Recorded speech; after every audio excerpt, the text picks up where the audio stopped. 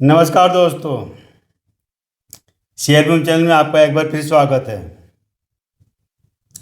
दोस्तों, आज हम बात करेंगे दीवान हाउसिंग फाइनेंस लिमिटेड के बारे में, यानी DHFL।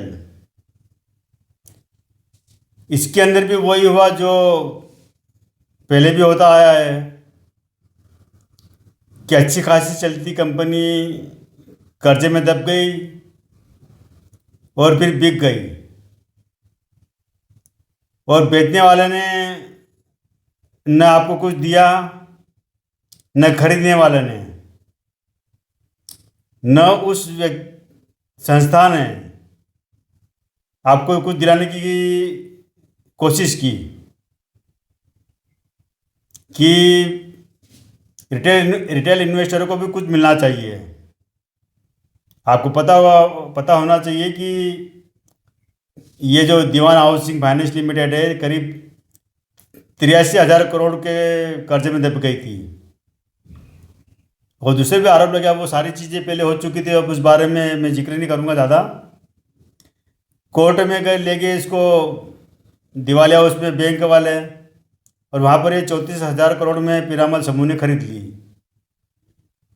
यानी इतना बड़ा अमाउंट एक जो डूबी कंपनी का भी दिया गया।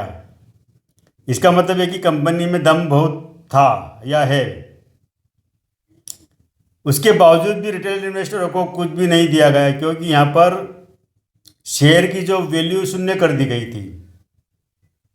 आप देखिए खेल कितना बड़ा हुआ कि शून्य करने के बावजूद भी 34,000 करोड़ में खरीदता है पीरामल समूह, लेकिन वह इसकी रिटेलर को कुछ देने के लिए जवाबदेही नहीं है उसकी। तो ये सारा खेल किस तरह खेला जाता है कि यहाँ पर हर बार आप और हम जैसे रिटेल इन्वेस्टर ही अपना पैसा गंवा देते हैं, और कहीं कोई सुनवाई नहीं होती, कहीं कोई उस चीज़ को लिए कोई आपको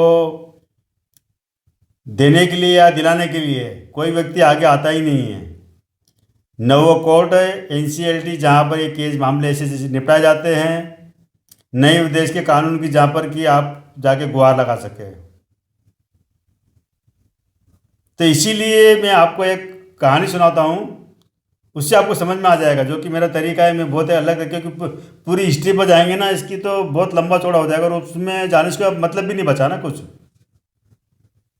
तो मैं जो बता रहा हूँ वो ये है कि आपके पॉकेट में एक पर्स है, और पर्स में 10,000 रुपये रखे हुए हैं। आप ध्यान से सुनना, इसको पूरी कहानी आपको समझ में आ जाएगी।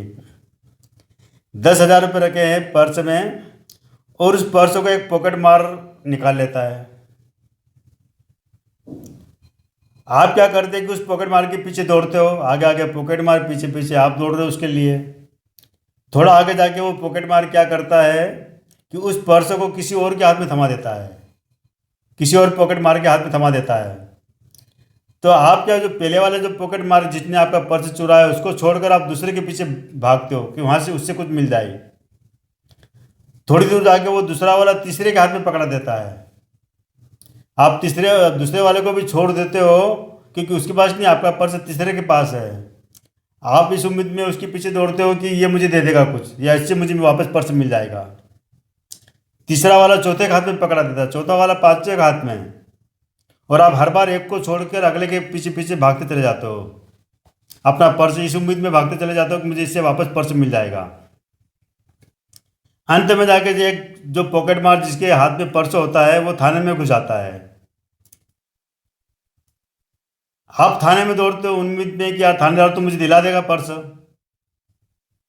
क्योंकि थाने में तो आज आप लोग ज़्यादातर इसी उम्मीद में जाते हैं, और निकलते हैं तो उनके चेहरे देखने लायक होते। फिर तो जब वहाँ थाने में जाते हैं, थाने में पॉकेट मार भी आपके सामने बैठा हुआ है, आप भी है, थानेदार भी है। आप बोलते कि ये इसके पास पर्स है, मेरा है। तो थानेदार बोलते हैं कि ये पर्स इसने चुराया क्या, आपसे पूछता है। आप बोले नहीं, इसने नहीं चुराया है। तो फिर ये क्यों देगा। फिर उससे पूछते हैं, भाई ये पर्स तुमने चुराया। बोले मैंने नहीं चुराया, मुझे किसी और ने दिया है। तो थानेदार सीधा आपसे कह देता है कि ऐसा करो कि भाई इसने तो चुराया नहीं, इसके ऊपर कोई केस बनता ही नहीं है। न हम दिला सकते क्योंकि इसने आपका पर्स चुराया नहीं है, और आप भी कह रहे हो कि इसने चुराया नहीं है। तो जिसने चुराया तो उसकी पे उससे मांगो तुम। अब जिसने चुराया तो उसके पास आपका पर्स है नहीं। आप समझो कि जिसने पर्स आपका चुराया, जिसमें 10,000 रुपये, उसके पास है नहीं पर्स। जिसके पास है उसने चुराया नहीं है। और जिसका काम है कि आपका पर्स दिलाए, वो कहता है कि सबूत ही नहीं है इसके खिलाफ कुछ, हम कैसे दिलाएं। इसकी कोई जवाबदेही बनती नहीं आपको देने की। हम तो हेल्पलेस है, वो हाथ ऊंचे कर देते थानेदार। आप जानो और वो ये जाने। तो आप फिर उसके सामने उम्मीद लगाए बैठ जाते हो कि यार भैया मेरा पर्स कुछ दे दो, ये कर दो, वो कर दो। चाहे इसमें से 1,000 रुपये रख लो, 500 रख लो, 5,000 रख लो, आधे लौटा दो। चलो आधे से भी आधे लौटा दो। लेकिन वो क्यों लौटाएगा? क्योंकि उसने तो आपका पर्स चुराया ही नहीं है ना, उसने तो लिया ही नहीं। उसने तो किसी और से लिया है, हुआ है, किसी और ने उसको दिया है। तो इस तरह देखते ही देखते आपके सामने आपका पैसा पड़ा, लेकिन आपका नहीं है वो। कैसा कानून है अपने देश का? कैसी व्यवस्था बनी है कि सब जानते हैं कि पीरामल समूह ने जिस कंपनी को खरीदा है, 34,000 करोड़ में 34,000 करोड़ रुपए वाधवान बंधु के नहीं थे वो। या कंपनी की जो असेट बताई जाती है करीब 75,000 करोड़ रुपए का असेट है, वो वाधवान बंधु की नहीं थी वो इतनी। वो जो असेट थी वो आप लोगों की और हम लोगों के पैसे की बनी हुई थी, जिसको इन लोगों ने, कुछ बैंकों ने, कुछ और ग्राहक लोगों ने मिलकर तीसरे के हाथ में थमा दी, पीरामल के हाथ में थमा दी। और पीरामल ने 34,000 करोड़ रुपए दिए उसके।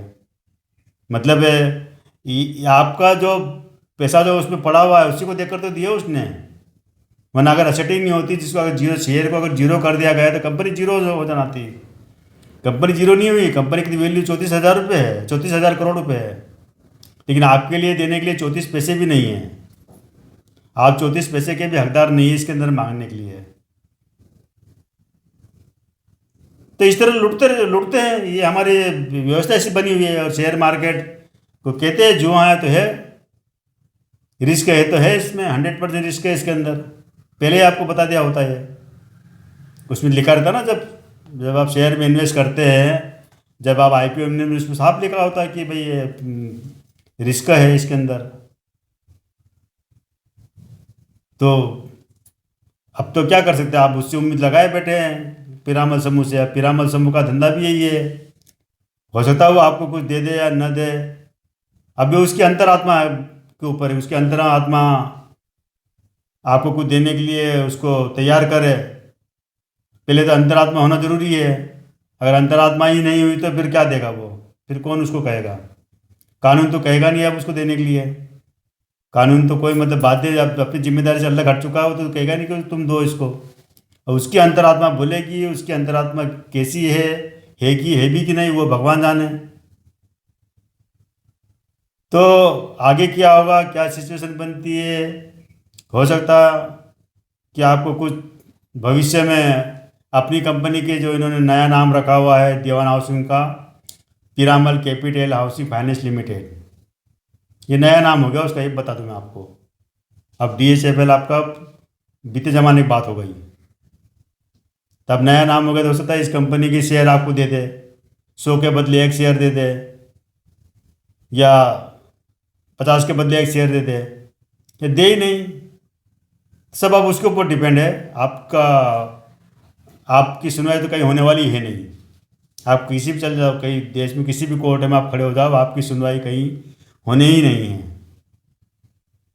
तो ठीक है दोस्तों, समझ में आ गया होगा आपको इस कहानी से कि किस तरह से ये चीज़ें होती है, और आगे भी होती रहेगी। पहले भी हुई है, अभी भी हो रही है, आगे भी होती रहेगी। हम लोगों का पैसा ऐसे ही, इन्वेस्टमेंट किया हुआ पैसा ऐसे ही डूबता रहेगा। तो सोच समझ कर इन्वेस्ट करो। मेरा तो ये कहना है कि अच्छी कंपनी में करो, ताकि वहाँ आपका पैसा कुछ मिले, लुटेरों को हाथ में ना जाए। तो आज इतना ही। मेरे इस चैनल को, मेरा ये वीडियो कैसा लगा ये ज़रूर बताना, और इस चैनल को सब्सक्राइब कर लीजिए, शेयर कीजिए अपने दोस्तों में, ताकि उनको भी कुछ पैसा बचाने के लिए समय रहते कुछ जानकारी मिल जाए। अच्छा है, अपने लोगों का पैसा बचत, क्या बुरा है इसमें। तो ठीक है दोस्तों, थैंक यू।